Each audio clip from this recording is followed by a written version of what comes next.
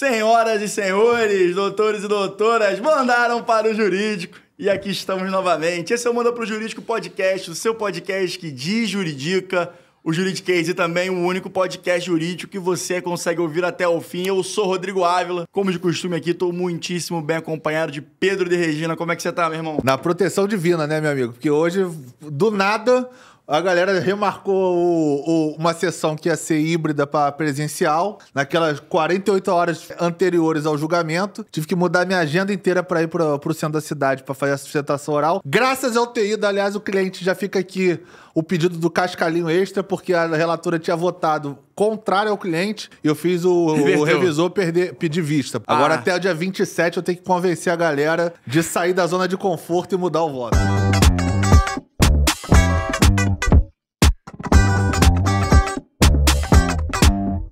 Excelente, excelente. E aí, eu acho que eu já vou até trazer, então, um ponto que eu acho que é bacana falar, que é o primeiro tópico que eu gostaria de trazer aqui, como você acabou de relatar um caso bastante desgastante, no mínimo, né? Foi.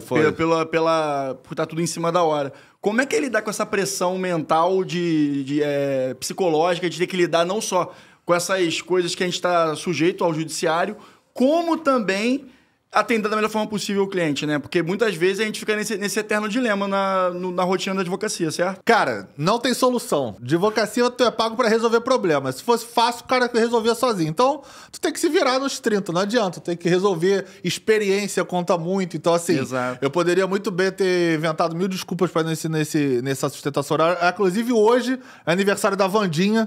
Faltei o almoço com Vandinha. Vandinha, pra quem não conhece, trabalha no escritório antes de eu entrar na faculdade de Direito. É uma querida.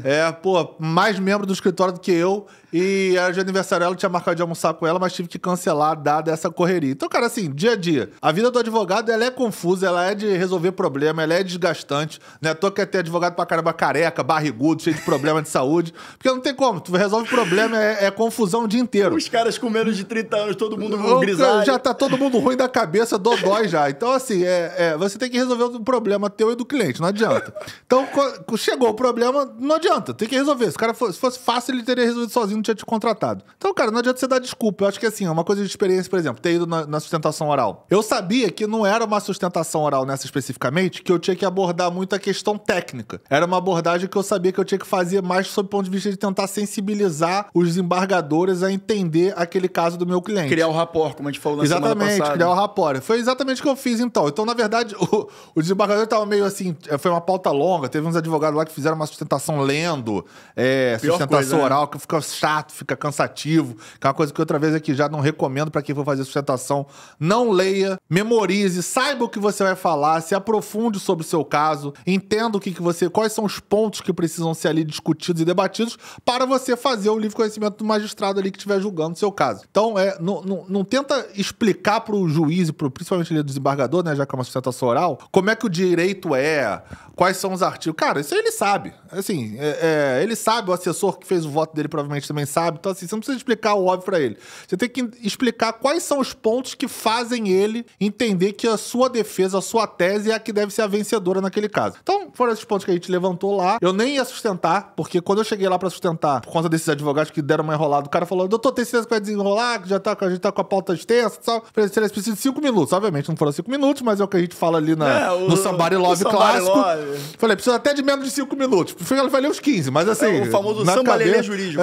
Na cabeça do juiz eu ia falar menos de 5 minutos. E aí eu comecei a falar, fui fazendo as explicações, e graças a isso foi quando o vogal, na verdade, pediu a vista pelos argumentos que eu expus na tribuna. Ou seja, não tinha nada que tinha rolado no processo que ia fazer ele mudar o voto e não ir pelo o normal ali de acompanhar o relator, que, na casa é relatora até, daquele voto que ela já tinha preparado. Então, graças ao poder de persuasão, graças aí na tribuna, sustentar, foi que ele concedeu, então, verificou meus pontos para pedir a vista e já até designou a sessão para dia 27. Não, isso é muito legal o que você está falando. E também outro aspecto que a gente sempre gosta de trazer aqui, e esse questionamento é uma sugestão da nossa parceira Juscast, que uma das formas nas quais sofremos pressões psicológicas é a questão da previsibilidade financeira, é o fato de estarmos na mão do judiciário no sentido de que não sabemos quando exatamente vai sair uma indenização, vai sair o valor da causa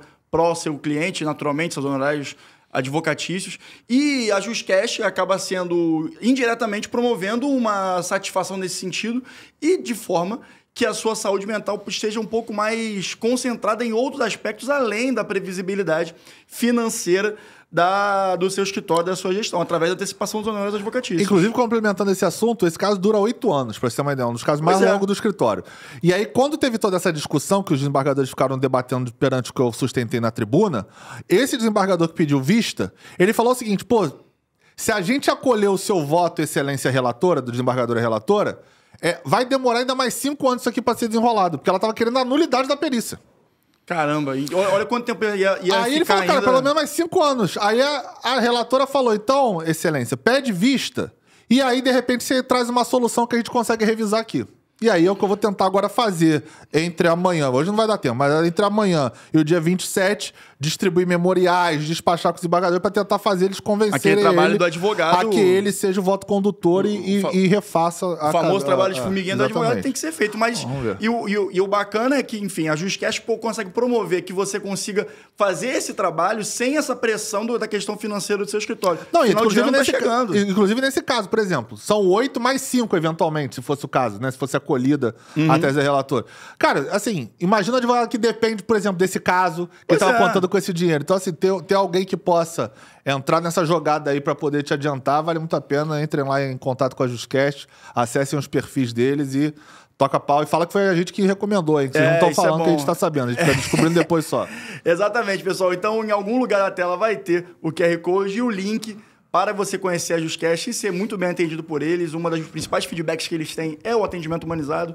Está na descrição, beleza? Conheçam, porque o Manda Pro Jurídico apoia a iniciativa da JustCash. Certo, Pedro? Certíssimo. Bora. Próximo. Vamos agora falar sobre um tema que acho que a gente tem que tratar, que foi uma provocação muito importante, eu acredito, que é a do ministro Alexandre de Moraes, falando que... Na verdade, não falando, sugerindo que o PJizado pague tributo com pessoa física caso ele vença a ação trabalhista.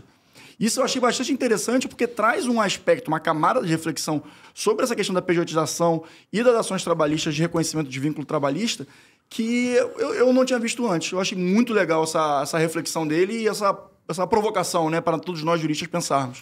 Você viu, porque a gente já falou isso aqui. Então, primeiro, palmas ao ministro Alexandre de Moraes, que aqui a gente critica quando tem que criticar, mas também elogia quando tem que elogiar. Isso é verdade. Aqui a gente tem rabo preso com ninguém, então a gente fala o que a gente acha que tem que ser falado mesmo. Então, primeiro, é exatamente isso aqui que a gente falou, inclusive, numa última pauta nossa, de dinheiro público sendo desviado pela sua finalidade. Então, quando você... Da fraude, né? Quando você faz... escolhe, opta, ainda que você seja contratado, né? Mas você, no fundo, você está aceitando aquele emprego. Você não é obrigado, você não é trabalho escravo, então você está escolhendo trabalhar naquele emprego. Então, a partir do momento que você escolhe ser pejotizado, você tem um tipo de carga tributária, certo? Você tem como pessoa jurídica lá o seu rol ali, dependendo de qual tipo de pessoa jurídica você é, que você tem lá uma carga tributária que você tem que pagar. Quando você é pessoa física, você tem outro tipo de carga tributária. Seja por empregado, seja por empregador, seja por contratado, seja por contratante. Mas você não pode deixar de pagar imposto porque você está tendo renda, você está tendo trabalho, você está tendo dinheiro, você está produzindo. Então, era muito conveniente você alegar a pejotização e não pagar nada. Bota o dinheiro no bolso e é isso aí, vida que segue, o governo não arrecada um centavo. Sonegação, né? Sonegaçãozinha braba. Dando horário legal. Só que isso começou? Que também foi um episódio que a gente falou aqui no Manda Pro Jurídico. Que a gente até brincou que depois que a gente falou o episódio, logo depois teve uma decisão da STF, a gente falou, ó, estamos influenciando lá os ministros e tal. Acho que foi o Barroso a decisão. Então, o que acontece? Já existiu uma discussão no TST, que é o Tribunal Superior do Trabalho, com o STF, que é o Supremo Tribunal Federal. O qual o TST acolhia todos esses pedidos de que a pejotização não poderia ser feita, tem que ser feita por CLT. Se você contrata por pejotização, mas na verdade está exercendo CLT, então você tem que receber todas as indenizações e todos os encargos trabalhistas como se CLTista fosse. E aí vem o STF para falar, meu amigo, você contratou, ninguém te pressionou, você tem o poder de escolha, aí você escolhe CPJ e aí você não quer pagar nada para ninguém? Então, assim, você quer o melhor dos mundos da PJ, que é ter lá a sua, vamos dizer assim, maior flexibilidade, ter a sua empresa, pagar menos imposto, e aí você também... Mas aí, se você é mandado embora, você perde os direitos trabalhistas. Então, assim, escolhe, né? Isso, aliás, eu estava aqui lembrando, lá atrás, na época do estúdio do Ian, A gente teve uma discussão dessa com advogados num escritório grande de advocacia, que foi o caso que a gente trouxe lá na ocasião, onde escritórios grandes estavam contratando advogados como PJ ou botando como associado. Mentira, botando como associados, os advogados associados, sócios do escritório, e aí depois esses advogados entravam com a ação contra o escritório pedindo vínculo trabalhista. Como se eles tivessem, ao invés de ser sócios, eles deveriam receber pro CLT. E aí, obviamente, cada um caso é um caso, mas eu, na época, defendi, resumidamente, o quê? Cara, se você de fato é sócio, ou seja, você tem percentual lá naqueles casos que você determinou, no caso que você botou ali no acordo de sócio ou no estatuto social, e aí você é um advogado, ou seja, você tem conhecimento da lei, você aceita esse tipo de contratação, você não pode, no momento que você é mandado embora, você falar, não, essa contratação aqui, na verdade, é de mentirinha, na verdade, eu quero aqui o vínculo do CLT pra ganhar todos os direitos trabalhistas. Sim. Isso não existe, isso pra mim é má fé. Isso pra mim não é... porque hoje em dia tudo tem uma narrativa, né? Hoje em dia o mundo é o mundo das narrativas. Você cria uma falsa narrativa, até porque uma mentira contada várias vezes vira verdade. Então você cria várias narrativas, você confunde a cabeça de todo mundo, que inclusive foi esse caso desse processo aí que eu falei, mas enfim, deixa pra outra ocasião. E aí na hora que você vai ser prejudicado, você fala, não, mas peraí, não é bem assim, eu sou a vítima aqui da história. Então assim, cara, eu acho assim, o advogado principalmente, que tem conhecimento técnico, não aceita. Ah, mas eu preciso do dinheiro, eu preciso do emprego. Se ninguém aceitar, o cara vai ter que contratar na modalidade que vocês querem. O problema é que tem sempre alguém que aceita. Então assim, se tiver uma conscientização geral, e isso serve não só pro direito, mas qualquer profissão,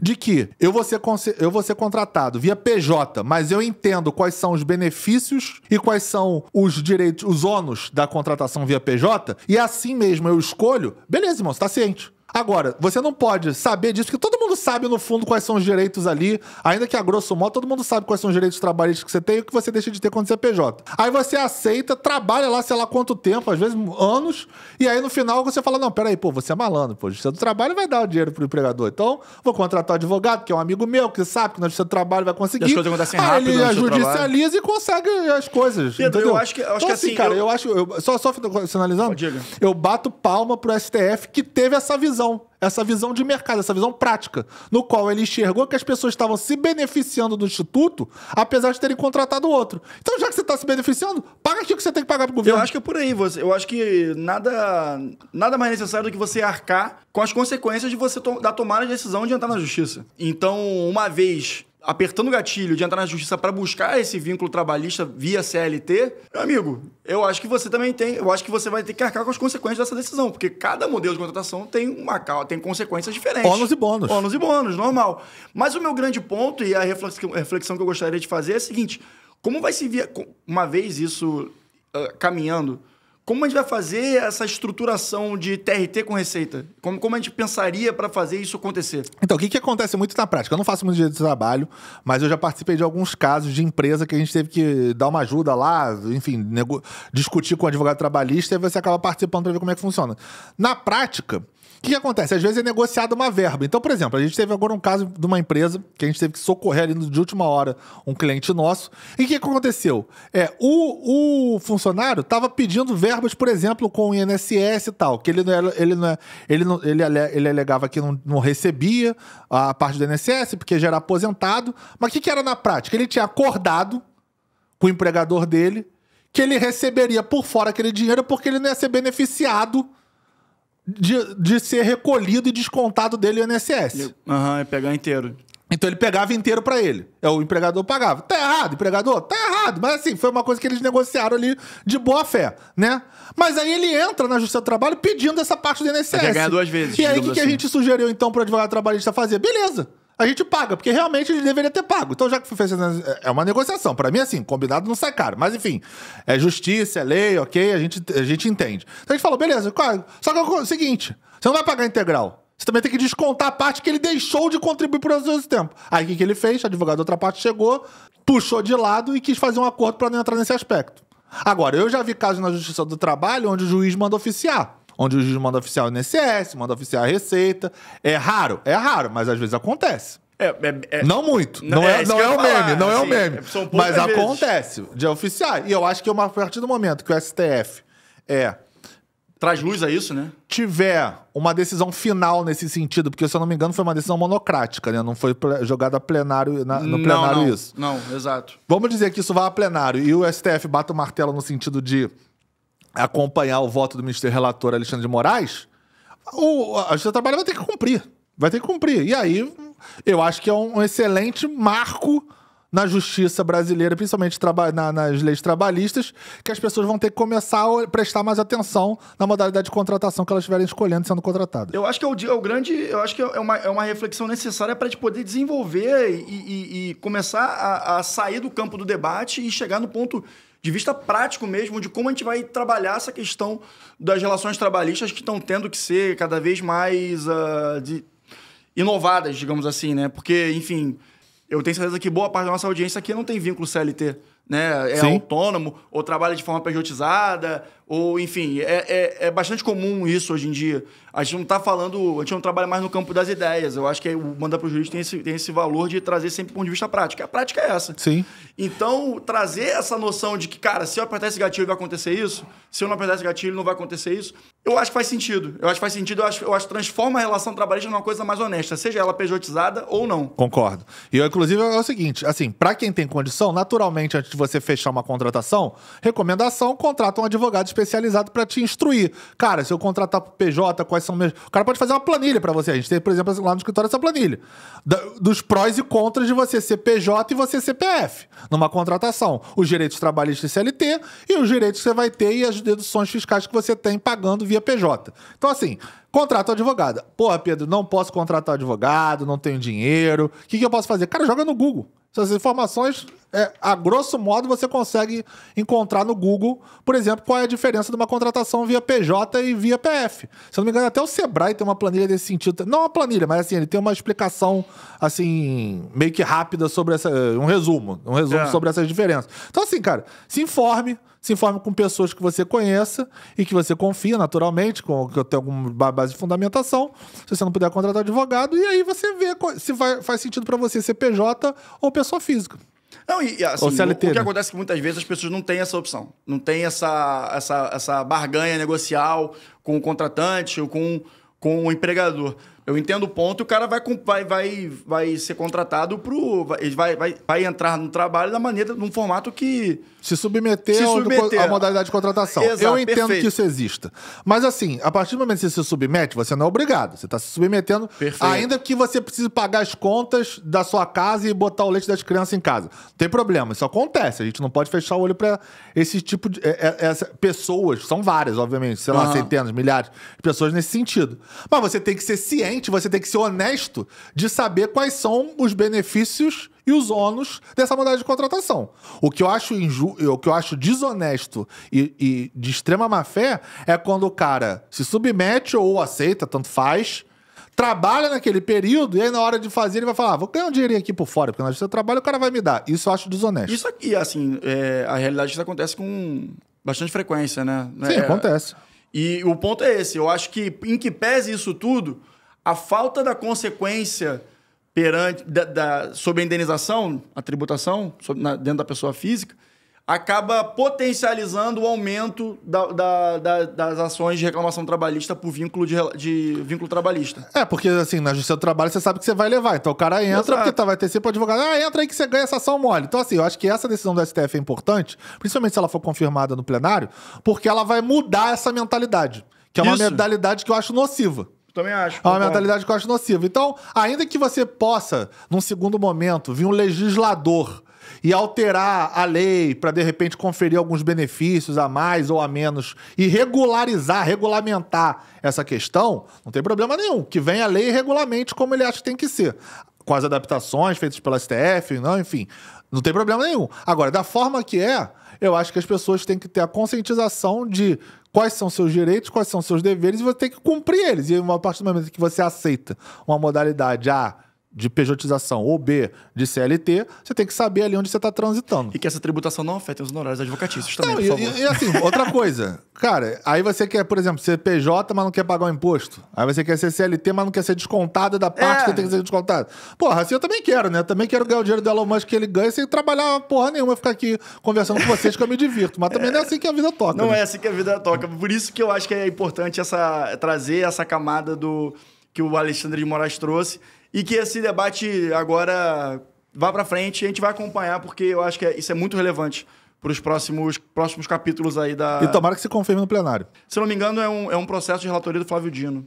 Tá. O Flávio Dino, eu não sei se... E aí o Alexandre de Moraes pediu manifestação. O Flávio Dino teve alguma participação mesmo, pode ser que ele seja o relator, eu não me lembro exatamente, mas ele teve alguma questão. Eu acho que eu quase certeza que é o relator. Mas enfim, que o voto condutor então seja do Alexandre de Moraes. Exatamente. Mas aí, falando sobre processo e etc, eu te pergunto, Pedro, quantas horas da sua carreira você já gastou fazendo uma simples pesquisa de acompanhamento processual? Muitas, incontáveis horas. Incontáveis horas, né? Quantas horas você já demandou pro seu estagiário fazer isso também? Aí milhares de horas. Aí esquece, né? Aí, irmão, nem o foguete do Elon Musk consegue contar isso aí. Não, e o ponto é que a gestão do tempo é uma questão muito relevante para o advogado e muitas vezes a gente acaba se pegando em procedimentos, muitas vezes até uma opinião minha, por uma questão de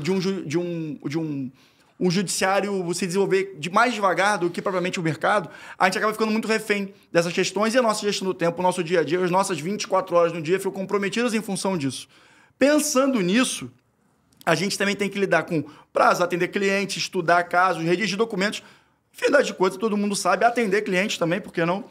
E como é que a gente pode simplificar isso de uma forma automatizada e que potencialize o que realmente precisa ser feito na advocacia? Bom, se você segue o Manda pro Jurídico, você já sabe dos nossos parceiros, né? Exatamente. Aí vai falar agora do nosso parceiro, que é a YouLegal, que é uma plataforma que proporciona exatamente isso. A partir da YouLegal, você consegue ganhar mais tempo no seu dia a dia e focar no que realmente importa. Dentro do aplicativo da YouLegal, você consegue fazer uma pesquisa a partir da sua OAB e lá acompanhar todos os processos de forma unificada nos TJs espalhados por todo o Brasil, e está falando de TJ, mas pode falar de TRT, pode estar falando também de Justiça Federal, enfim, todos os tribunais, para que você consiga justamente ver tudo de uma forma rápida, simples, unificada, potencializando a sua gestão de tempo, né, Pedro? Inclusive aqueles processos igual na Rússia que condenou o Google a 14 decilhões, você viu isso? Não vi, não. Que loucura. Não vi, a Rússia condenou o Google lá por infração a 14 decilhões de dólares, milhões de dólares pela infração que ela acha que ela cometeu. Ou seja, maior que a riqueza do mundo inteiro somada. Imagina esse acompanhamento. Imagina esse acompanhamento. Ou imagina o advogado babando nessa sucumbência, né? E o advogado, se tivesse o livro recebendo push. Recebendo push. recebendo o push no aplicativo da YouLegal, chega, caramba, vou ganhar aqui 10% de 14 decilhões de dólares. Estourei. E o melhor disso tudo, gente, é que a YouLegal consegue proporcionar essa agilidade e esse dinamismo para sua advocacia de forma gratuita no seu telefone, na palma da sua mão. Você consegue fazer o download da YouLegal tanto nas lojas digitais da Apple quanto do Android, tá bom? Conheçam a YouLegal porque é uma ferramenta muito bacana que vai potencializar a sua advocacia e te colocar em outro patamar, né, Pedro? É isso. Acessem o perfil também deles e se informem e baixem o aplicativo. Link na descrição e também em algum lugar da tela. A gente está com o QR Code para vocês conhecerem e fazerem o download da plataforma, beleza, galera? Agora vamos falar de um tema que me causou um pouco de estranheza. Já foi para Jericoacoara? Não fui. Jeri não fui ainda. Não foi para Jericoacoara. Pois é, o que acontece, gente? Jericoacoara agora está sendo debatido entre uma pessoa, né, uma herdeira até, né, foi de um patrimônio, e também, enfim, o poder público, visto que essa empresária está reivindicando a posse de mais de 80% das terras de Jericoacoara, depois de 40 anos, tá? Que foi colocado no nome dela. Pedro, como é que a gente pode falar? E também é importante falar que a PGE está negociando a transferência das terras não ocupadas para a empresária, apresentando o documento de posse que é de 1983, ou seja, mais de 40 anos. Antes da Constituição, inclusive. Antes da Constituição, inclusive. E aí os moradores estão cobrando a transparência nesse processo. Porque ninguém sabia, né? Porque é muito estranho isso, né? Porque, enfim, as pessoas estão preocupadas com prejuízos à paisagem e toda a cultura que atrai turistas na região. Jericoacoara é uma das principais regiões ali do Nordeste para praias, etc. O Brasil é o país onde o estranho acontece com frequência, né? E deixa de ser estranho, né? A gente acaba normalizando. E... Cara, o que a gente pode falar desse caso aqui? A PGE tá fazendo... palavras, a PGE tá tentando fazer um acordo, e nesse acordo, pelo que a gente sabe, eles estão tentando determinar uma área que está ainda desocupada, ou seja, você não vai precisar desapropriar os hotéis, desapropriar as casas, tudo que já está construído em Jericoacoara, para poder retornar à propriedade dessa herdeira que alega ser dela. Então tem uma área ainda vazia, ainda inexplorada. Mas 73,5 nos 88 hectares. Né? E que a PGE tá falando, cara, olha só, não dá pra desalojar essa galera toda, desapropriar, esse prejuízo financeiro. Enfim, tem essa areazinha aqui. Você aceita ela como negociação e a gente fecha aqui um contrato? Resumindo, é isso que tá tentando ser costurado entre a PGE e a herdeira que alega que a Jericoacoara era dela. Então, cena dos próximos capítulos, tá nessa fase de discussão. Os moradores de Jericoacoara, ninguém nunca ouviu falar da mulher, ninguém nunca ouviu falar nessa história. Ela diz que tem uma escritura pública que comprova tudo isso. E aí, amigo, deixa pro judiciário resolver. Segundo a PGE, foi comprovado, né, que, de fato, a propriedade é da empresária. Entretanto, me parece estranho o timing das coisas, né? Porque, aparentemente, o nome da empresária, Iracema Correia São Tiago, afirmou que esse espaço era do seu então marido, que adquiriu em 83, José Maria Moraes Machado, adquirindo 3 terrenos na região, que é sendo pertencente a uma empresa aqui específica que está no nome dela, e um casal que morava na região. Sendo assim, pelo que eu entendi, eram 3 matrículas diferentes que se unificaram em uma, com o passar do tempo. E agora ela está querendo pegar parte desse território. Revisitar essa questão. E aí é um trâmite que tem muito a ver com a prefeitura. Correto, Pedro? Eu não sei se ali o terreno, por exemplo, é Foreira União, eu não sei. Aí eu não sei te dizer. Ver, isso é verdade. Porque a região de praia, eu não sei se pode ser alguma coisa da União. Mas assim, cara... Na verdade, é um imóvel até rural, tá? É rural. Então, até ITR, né? Nem IPTU, então, provavelmente. É a União. Isso aí. Então, assim, União. Cara, isso é complicado. No Rio de Janeiro tem muito isso, tá? No Rio de Janeiro tem questões, assim, de terrenos que às vezes do nada aparece um cara alegando propriedade. Principalmente aquela região ali de Vargem, Pedra de Guaratiba. Que antes era Barra, né? Quanto mais vai empurrando pra longe, mais vai acontecendo. Isso já até pintou no escritório uma vez um caso desse, enfim, não dá pra falar aqui, mas de pessoas que têm esses terrenos, sabe que tá vazio, consegue a escritura e tenta reivindicar a posse e propriedade pra poder ganhar um cascalho e revender na sequência, enfim, para empreendimentos, negociar com os empreendimentos eventualmente já construídos, ganhar um percentual. Cara, é uma situação muito complicada, né? Porque, outra vez, o Brasil é o país, na minha visão, onde o estranho acontece com muita frequência. Então, tem que analisar muito direitinho essas documentações, a forma com que isso está sendo posto em juízo. E como a negociação vai ser conduzida também, né? Porque, no final das contas, a gente está falando com uma população ali que muito depende da região e... transformar aquilo ali numa região particular vai acabar... E outra coisa, será que todo mundo que está naquela área ali comprou terrenos que a propriedade, o registro, a certidão de matrícula do imóvel estava irregular? Estranho, né? Hotéis, resorts, será que todo mundo ali comprou? Vou arriscar. Tipo, quer ver um exemplo? Aqui no Rio, né? Aqui, pra quem é do Rio, sabe. Ali, aquela partezinha da Barra, que tem as ilhazinhas, Ilha da Gigóia e tal. Sim, sim. Aquilo ali, nada, se você jogar... Aliás... Dica aqui para quem trabalha no direito imobiliário. Se você entrar nos registradores de cartório, você consegue ver a circunscrição, ou seja, quais são os cartórios competentes para ter, por exemplo, a certidão de anos reais, as matrículas dos imóveis e o histórico de todos os imóveis daquela área. Essas ilhas ali, Gigóia, tal, aquela, tem milhões de ilhas ali. Ali tem restaurantes de peixe muito bons na Gigóia. Aqueles terrenos ali não tem nenhum cartório com circunscrição. São todos terrenos de posse e que pertencem à União. Então é um embrólio judicial imenso. Mas alguns estabelecimentos, como restaurantes, boates, enfim, clubes ali, assumem o risco, compram até muitas vezes aquela posse ali da pessoa que tem, que é até um japonês aqui naquela área ali. E ele tem um procurador lá que gere tudo isso pra ele. E aí você faz ali seu empreendimento, consegue alvará na prefeitura e tal, enfim, consegue... Só que assim, até quando isso vai pra frente? Porque ninguém ali tem propriedade daquele coisa. Então assim, se a União olhar com aquilo com um olhar mais atento, ou se tiver algum procurador lá da União que queira ir a fundo a isso, vai conseguir reivindicar e vai conseguir incomodar todo mundo que tem ali algum tipo de construção. Porque, afinal de contas... Isso afeta muito a segurança jurídica, né, cara? Demais, porque você está construindo em terrenos que, na verdade, não são seus. Você tem a posse do terreno, você não tem a propriedade. E as matrículas ali são nesse sentido. Então, a minha pergunta para Jericoacoara, eu não trabalho lá, não trabalho no estado, não trabalho na cidade, eu não tenho como fazer essa precisão, como eu estou falando aqui, nesse caso, porque já pintaram um cliente lá no escritório fazendo esse tipo de consultoria pra gente, então eu posso afirmar que é assim que acontece aqui no Rio de Janeiro, nessa localidade especificamente. Mas lá em Jericoacoara, será que todo mundo... Pô, você tá falando de resorts, hotéis. Será que ali todo mundo não tinha uma certidão de ônus reais, ali uma certidão de matrícula de propriedade? Será que ali todo mundo é posseiro? Acho difícil, né? Acho que alguém tinha algum documento ali que mostrava a propriedade que fez o cara comprar, investir ali naquela área. Acho muito difícil. Mais empresários de resort. Exatamente. Acho muito difícil que todo mundo, 100% das pessoas ali, sejam posseiros num terreno, numa área relativamente grande. Não é igual aqui que é pequeno, nessa área que eu citei de exemplo, por exemplo. Então, assim, eu acho que tem que ir a fundo, de repente fazer uma perícia, enfim. Acho que é algo um pouco mais complexo do que parece. Exato. E o fato é que, nesse momento, a negociação... E nesse momento, estamos no dia 6 de novembro, a negociação está suspensa, porque, enfim, a população de Jericoacoara se organizou. Ainda mais agora no final do ano, né? Não vai querer arrumar essa confusão. Réveillon chegando. Pô, o que tem de festa... Imagina, Jeri vazio, só herdeira lá aproveitando.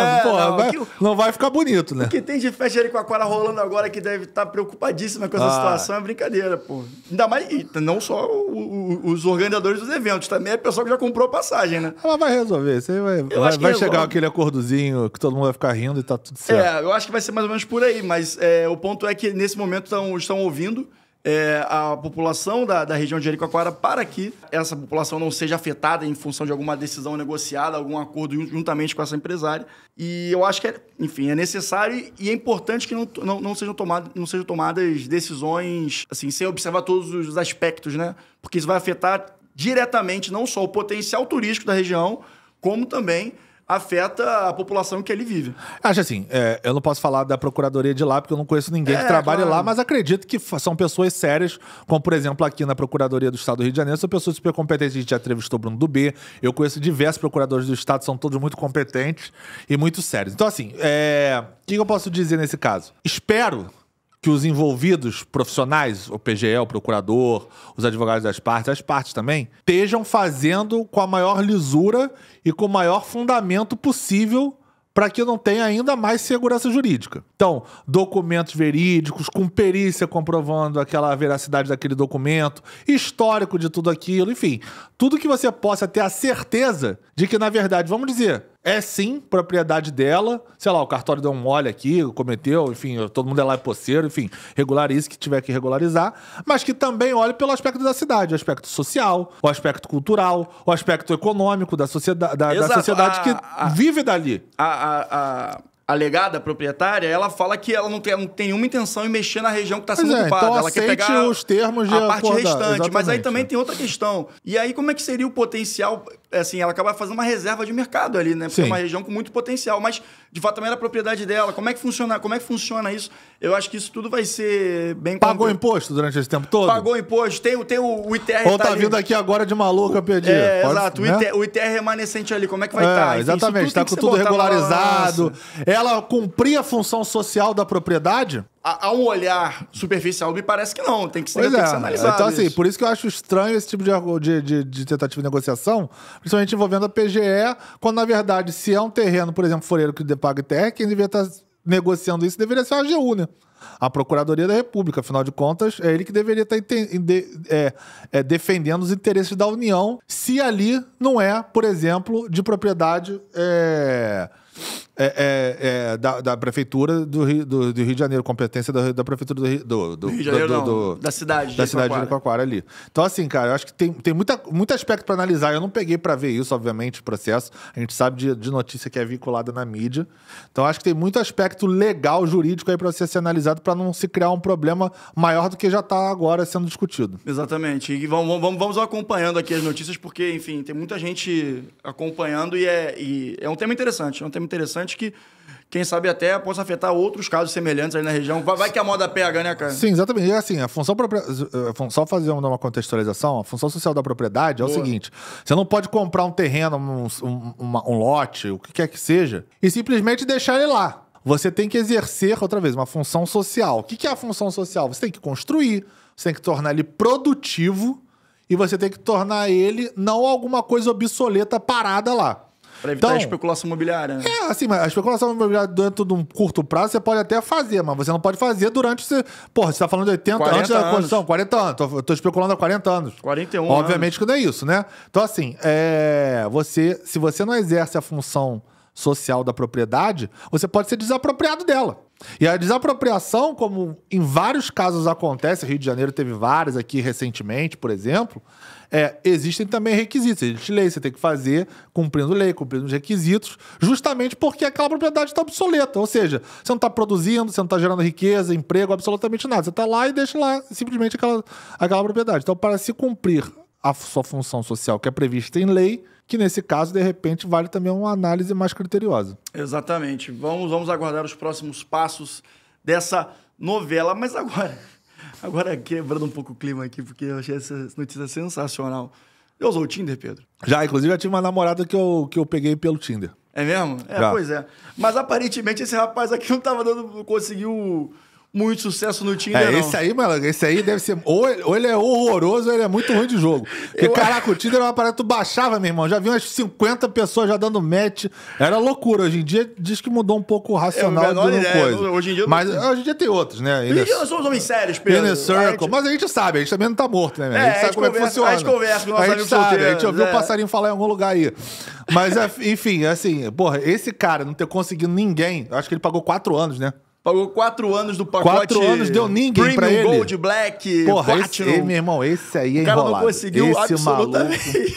Esse maluco tá... Eu, se fosse o Tinder, eu até pagava pra ele. Falar, pô, irmão, realmente, tu é muito ruim de jogo propaganda, mesmo. Né? Faz um reality com ele. Não seja como o Zé. Faz um reality com ele. Uma namorada para Zé by Tinder. Porra, caramba, que maluco no ruim de chimbo. Enfim, o que aconteceu? A gente tá falando aqui essa história, mas o rapaz, né, o autor dessa ação entrou com uma reclamação no Procon contra o Tinder, porque durante 4 anos, com o pacote, sei lá, o Platinum do Tinder, ele não conseguiu um date, nenhum encontro com nenhuma pretendente, nenhum pretendente, eu não sei qual a opção sexual dele.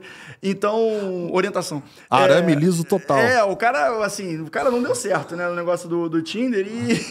E aí entrou com uma reclamação do Procon. O Procon está analisando, Pedro. Olha só o que você acha disso aí, dessa análise minuciosa que é necessária. Cara, acho que o Procon vai ter que analisar se efetivamente deu algum problema no aplicativo do cara, se teve alguma questão ali que possa, no algoritmo do aplicativo, ter prejudicado ele. Assim, é o que o Procon cabe o Procon fazer, né? Porque, obviamente, não tem nenhum tipo de contratação que você assina no Tinder e fala que tu vai pegar a Gisele Bündchen. Não existe isso ali previsto. Não existe isso. É um aplicativo para você facilitar ali pessoas se conhecerem que elas não se conheciam, de não se conheceriam eventualmente no seu ciclo social, para você tentar fazer um match, né? Que é a combinação ali de duas pessoas que tem algum tipo de afinidade. Mútuo, seja visual ou seja por, sei lá, profissão, você faz as fotos, enfim, qualquer coisa que seja.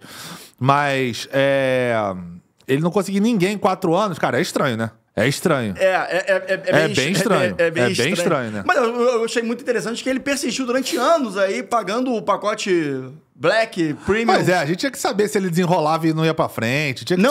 Exatamente. E aí o ponto mas aí é o problema dele, né, meu? Que é ruim de jogo, né? E aí brincadeiras à parte com esse lance do autor aí da reclamação. Reclamante. Que... Então, a gente tá reclamando, né? Tá reclamando. Podia fazer um texto... Era melhor fazer... Acho que ia passar menos vergonha se tivesse um textão no Facebook. Mas o que acontece? Se, de fato, o algoritmo não foi alterado com o pagamento das mensalidades dele, desse pacote especial, de fato, existe uma falha na entrega do serviço. E quem tem que provar que cumpriu isso de acordo com a inversão do ônus da prova é o próprio Tinder. Exatamente. Código de Defesa do Consumidor. Então, ele tem que fazer... O ônus da prova vai ser do Tinder pra provar. Cara, assim, o aplicativo foi baixado normal, funcionou perfeitamente, tipo, não tem nada, sob o ponto de vista do Tinder, que tenha dado de erro pra ele não conseguir essa coisa. Foi realmente ele que não conseguiu desenrolar lá. Foi ele que não teve a manha. Mulher, homem, sei lá qual é a preferência do cara. Não sabe das manhas, mas assim, o ponto é justamente esse. É uma questão de análise de uma prova técnica, uma perícia, pra poder entender se, de fato, na conta dele, qual era o algoritmo que estava sendo aplicado. Olha que coisa engraçada aqui que agora a gente tava falando. Coisa engraçada a gente tava falando aqui, eu fiquei pensando. O LinkedIn tem o LinkedIn Premium, né? Tem o LinkedIn Premium. Imagina se tu assina o LinkedIn Premium lá, sei lá, 10 anos, 4 anos. Igual aí, vamos botar igualzinho. Vamos botar. 4 anos, não consegue nenhum emprego. Você vai poder processar o LinkedIn porque você não conseguiu nenhum emprego? Assinando a versão Premium do LinkedIn? Exato. Imagina se essa moda pega. Imagina, essa moda... A pergunta que fica a obrigação dessas plataformas do Premium é uma obrigação de e-mail ou uma obrigação de resultado? Exatamente. É mais ou menos por aí, no final das contas, né? A gente vai chegar em debate nesse sentido. E, pra mim, ninguém tá prometendo objetivo nenhum. Não, com certeza nenhuma dessas plataformas, nem o Tinder, nem o LinkedIn, prometem que você vai conseguir virar o diretor jurídico da Coca-Cola se você assinar a forma premium, nem que você vai conseguir absolutamente nada. Simplesmente são vantagens. E ali eles listam quais são as vantagens. Você vai ter uma visualização maior do que para quem não assina, por exemplo. O algoritmo é mais favorável para... O algoritmo tende a favorecer suas postagens, o seu alcance. E aí, cara, também cabe a você, né? Exatamente. Não adianta assinar... Vamos sair do Tinder. Assina o LinkedIn Premium, chegar na entrevista, tomando entrevistador tomar naquele lugar. Cara, óbvio, você não vai ser contratado, né? Ou você só fala em especialidade. Você se vende como um cara experiente, chega lá, você não sabe responder nenhuma pergunta. Enfim, existem vários outros... O famoso inglês fluente também. Inglês fluente, chega lá, o cara fala the books on the table, quando fala. Então, assim, cara, tem diversas questões que você precisa analisar para eventualmente você, sei lá, cobrar se você tá tendo se sentido prejudicado de alguma forma. Mas eu acho que de uma forma geral, cara, acho que é choro do arame liso lá. O rapaz eu acho que no final das contas, se o Tinder provar que realmente o algoritmo estava alinhado com o que ele estava pagando no pacote dele, cara, eu acho que tá faltando talento mesmo pro rapaz. Aí contrata um coach aí, coach de amor, o Hit, conselheiro amoroso. Porque era uma consultoria de... O Hit não, que ele pode dar um soco na sua cara. Igual ele deu lá no Chris. Aí é outro debate. Contrata outro brasileiro aí que faz mas deve ter, cara. Hoje em dia, tem consultoria pra tudo. Então manda mensagem aqui pra gente que a gente desenrola uma mulher pra você. Manda aqui pra gente que a gente faz. Que a gente dá uma moral. Porque o que acontece? Hoje em dia tem consultoria pra tudo, né? Consultoria de Tinder, porque não vai ter... Coach é o que mais tem na internet hoje em dia. Coach amoroso, consultoria de perfil de Tinder. Gente, tem de tudo, né, Pedro? Mais alguma coisa a adicionar depois desse... Acho que é bem polêmico esse episódio, né? A gente foi a lugares assim, de bater palma pro Alexandre de Moraes a chamar o arame liso aqui do Tinder. Meu irmão, a gente bate. É verdade, eu acho que... Bom, você que tá ouvindo a gente até o final, eu quero que vocês coloquem a palavra polêmica no final para saber que estão ouvindo até o fim, porque... Eu acho que os temas são bastante diversos, são bastante polarizadores, e aí eu gostaria também da opinião da galera nos comentários. Mas são temas interessantes, são temas que estão rolando, envolvem diferentes camadas da sociedade, né? Exato, e é bom pra gente acompanhar, a gente pode fazer um follow-up das notícias, tirando o cara do Tinder, que eu acho que... A gente aqui é plural, a gente aqui ouve todo mundo, desde o Alexandre de Moraes ao cara do Tinder. Pode falar que a gente escuta. Samba lelê, Brasil. É o direito com samba lelê, né, Pedro? É isso. Então, mais algo a adicionar para o episódio de hoje? Está entregue? Siga a gente nas redes sociais. Perfeito. Então fala tudo. Curta, comenta, compartilha. Aliás, faz o seguinte. Você que tá ouvindo a gente até o final, porque, tu gostou pra caramba, né? Senão tu não estaria ouvindo, sei lá, 1 hora de episódio. Faz o seguinte. Pega aqui o nosso programa e encaminha pra 3 pessoas do seu ciclo pessoal. Encaminha pra aquele teu amigo que não sabe usar o Tinder. Exatamente. Encaminha pro Liso e fala aí, Lisão, aprende aí como é que faz. Processa o Tinder aí. Pô. Ou pra aquele teu amigo que tem PJ, pra ele também ver aqui as considerações que a gente fez, pra ele ficar esperto. O que mais que a gente falou aqui mesmo? A questão imobiliária lá do Nordeste. Se você também aí tá querendo dar o golpe, que é isso? Tem um terreno baldio aí que você tá querendo se apossar, porra, também compartilha aí que a gente vai discutir aqui. Se tem um amigo que é grileiro aí, por favor. Se é grileiro aqui da região do Pedra de Guaratiba, Vargem, tiver algum problema imobiliário jurídico, Better Call Saul. Tô brincando, tô brincando. Eu não me responsabilizo. Mas brincadeiras à parte, havendo curiosidades sobre temas imobiliários, registro civil, na verdade, né? Civil, leis correlatas a toda a questão imobiliária, registral. Aquele teu tio que tem um sítio lá na região serrana, sempre tem um assim também. Sempre tem. Também tem parte pro episódio aqui que você vai ser atendido. Tem muita demanda e acho que a gente pode essas demandas podem ser... a gente consegue enquadrar na realidade de cada um, certo, galera? Então, está entregue. Curta, comenta, compartilha, como o Pedro falou. E para qualquer outra dúvida, vocês já sabem, né? Manda pro jurídico, valeu? Um grande abraço e até semana que vem.